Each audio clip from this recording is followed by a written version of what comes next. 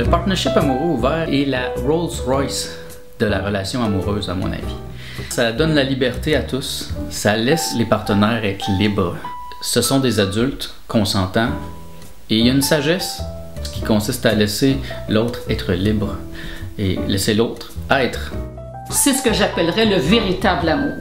Cette idée-là de pouvoir aimer quelqu'un, une personne, mais vraiment là, passionnément, c'est l'amour de notre vie, mais en même temps de pouvoir conserver notre liberté.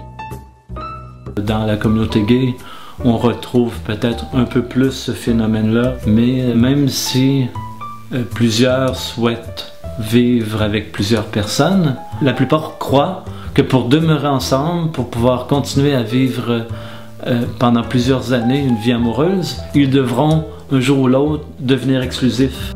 Je suis présentement dans un partnership amoureux ouvert. J'ai 2 femmes dans ma vie régulière. J'en ai d'autres qui entrent et sortent. Je viens d'une famille normale, ordinaire, une bonne famille, conservatrice, traditionnelle, conformiste, catholique. J'ai 3 compagnons merveilleux auprès de moi, donc je suis auprès d'André depuis 21 ans, auprès d'un deuxième depuis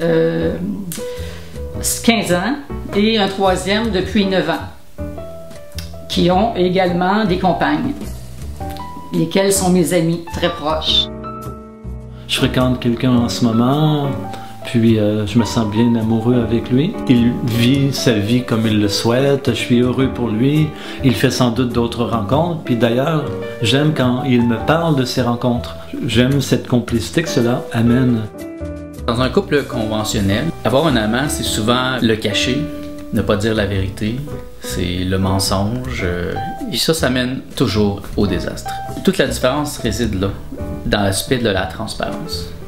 Les femmes qui entrent dans ma vie sont influencées par leur entourage qui vont les juger.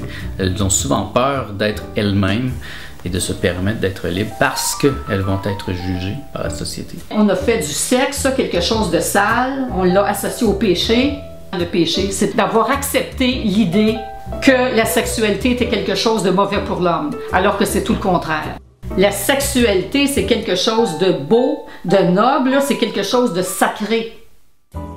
C'est quelque chose de très difficile d'avoir un partnership amoureux ouvert dans la société aujourd'hui, qui est absolument fermé. Pour l'instant, on est encore dans un modèle chrétien, rigide, jaloux, qui ne permet pas beaucoup ça. Dans l'Ancien Testament, on parle du Dieu jaloux et vengeur. Donc, on ne se surprend pas que la société soit si encline à être jalouse aujourd'hui.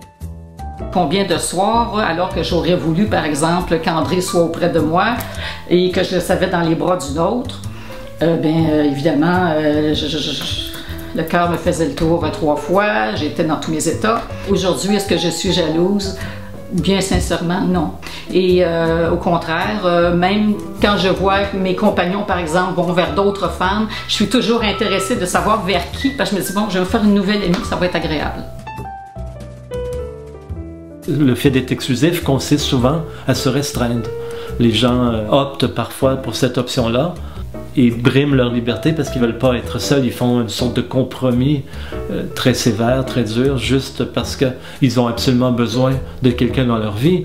Ma liberté, oui, est très importante, parce que ma liberté, c'est la façon de me sentir heureux et de perpétuer ce bonheur. Je suis fidèle dans le lien, mais non exclusif.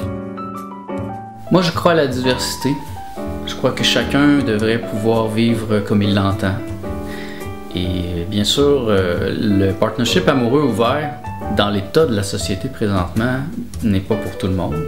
Il faut d'abord être ouvert et libre, ce que la majorité des gens n'est pas capable d'offrir pour l'instant. La liberté, avec un L majuscule, c'est quelque chose qui s'apprend. C'est quelque chose qu'on doit vouloir s'offrir ou non. Si ça vous intéresse pas, il n'y a aucun problème. Tout ce qu'on a vu à travers l'histoire, c'est surtout la polygamie, où l'homme peut marier plusieurs femmes, et rarement le contraire. C'est rarement le cas où la femme peut avoir plusieurs hommes. Si on cherche des références dans l'histoire, on va en trouver. Dans des tribus, souvent les tribus indigènes, hors du monde, donc sont une petite communauté Et dans la communauté, les femmes et les hommes peuvent avoir plusieurs partenaires. Dans le partnership amoureux ouvert, c'est des relations sérieuses, à long terme. Mais on peut avoir plusieurs relations.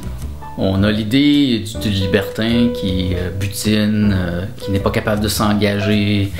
Et ça n'est que ça, un libertin. C'est quelqu'un qui a peur de s'engager. Alors que le partnership amoureux ouvert, c'est tout le contraire. C'est pour ça que je parle d'un partnership. C'est sérieux, c'est à long terme. C'est pas parce qu'on a plusieurs personnes dans notre vie qu'on va courir à gauche et à droite, qu'on va faire l'amour avec n'importe qui, n'importe quand. Il y a quand même un ordre de priorité. Il y a une noblesse qui est nécessaire. Le libertinage, ça serait d'avoir juste le goût de faire des rencontres éphémères successives.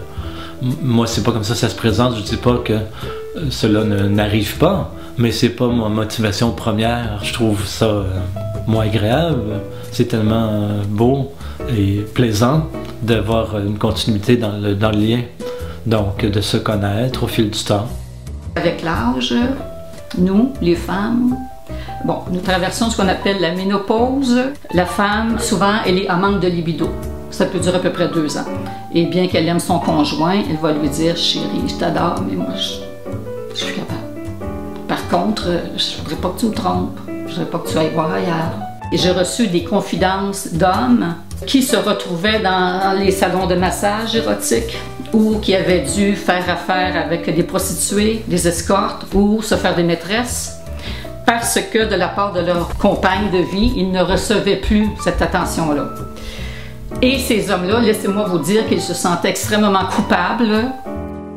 La base du partnership amoureux ouvert, c'est d'être transparent et de ne pas se mentir à soi-même.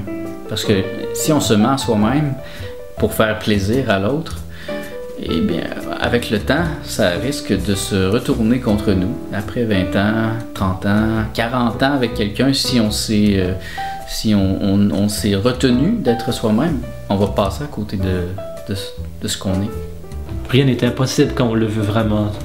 Lorsque le tout se fait avec délicatesse, avec vérité, avec candeur, en aimant les gens autour de nous, en étant pleinement soi-même, en étant bien.